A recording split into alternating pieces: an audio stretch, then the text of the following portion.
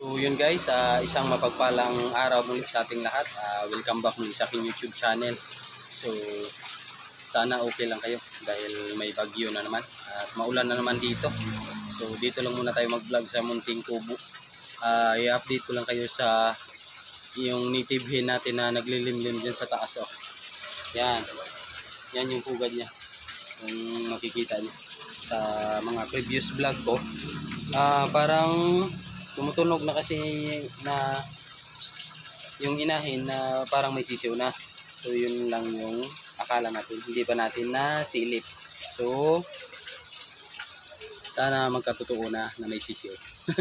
Pero sa inahin pala na yun na may sisiw na 8, 3 na lang yung natira.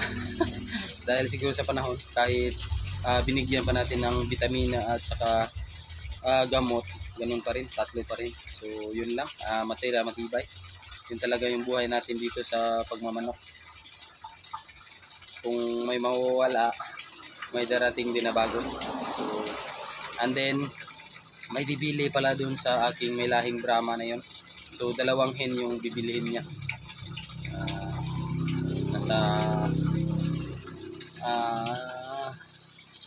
mahigit 1K din. So okay lang yan. Kasi magpupokus muna tayo ngayon sa basilan. So nasa 9 na piraso na yung itlog ng ating basilan. So ilang araw na lang maglilimlim na din yan. So ipapakita ko na guys yung update dyan sa manok na yan. So sana hindi tayo tukain. So ito na siya guys. Ayan, bali yan yung tunog niya.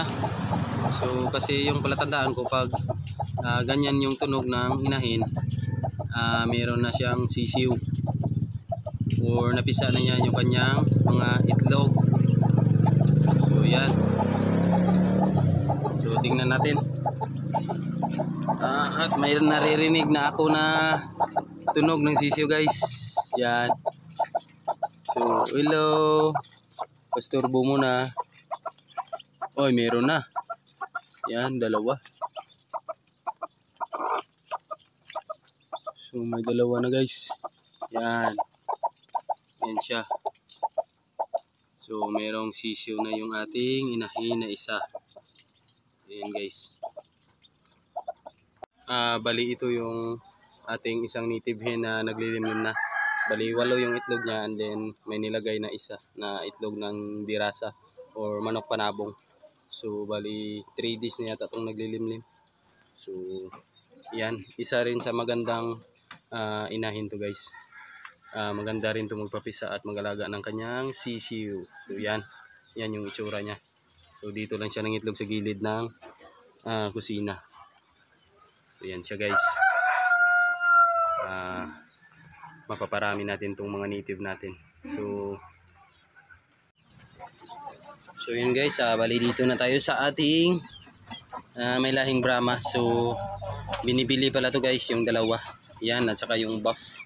So yung matitira sa atin is yung isa lang. So para mabawasan din yung alaga natin.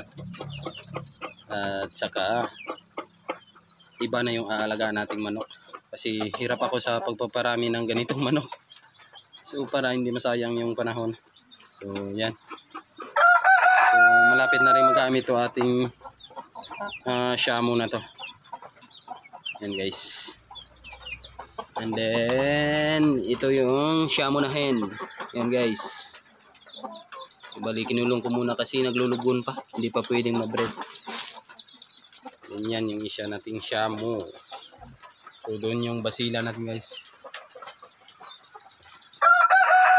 Yan, bali 9 piraso na yung itlog niya. So yan. Malakas na ulan dito. Ulan pa rin. So yun lang guys yung update ngayon sa ating munting vlog. Kasi nababasa yung cellphone ko. Kasi nga umuulan. So yun lang guys. Bye bye na. God bless sa ating lahat.